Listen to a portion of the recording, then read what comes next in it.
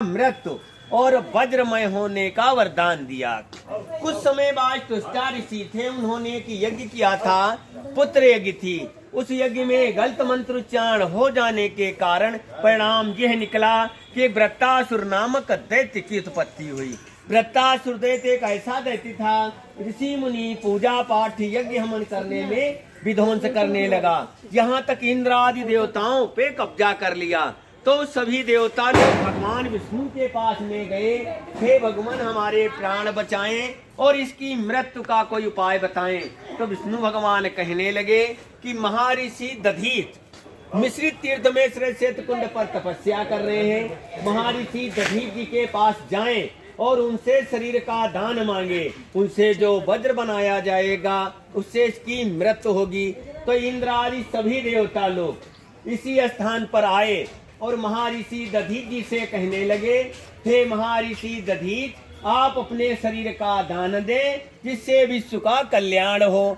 तो महर्षि दधीच कहने लगे, हम शरीर दान देंगे, लेकिन हम काशी से चले थे, हमने एक संकल्प किया था कि आकाश और पाताल मृत लोक के हम तीनों लोकों के तीर्थों के जल से स्नान करेंगे, तीनों लोकों के तीर्थों का परिक्रमा करेंगे, उसके बाद अपना शरीर हम आपको दान में देंगे।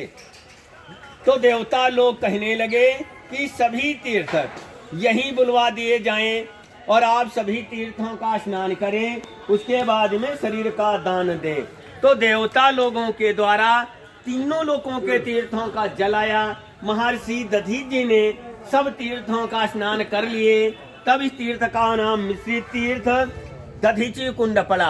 उसके बाद में महर्षि दधीच जी ने अपने शरीर में दही और नमक लगा के अपना जो शरीर था वो गायों से चटवा दिया। हड्डियां जो थी परमार्थ में देवराज इंद्र को दान में अर्पित कर दिया।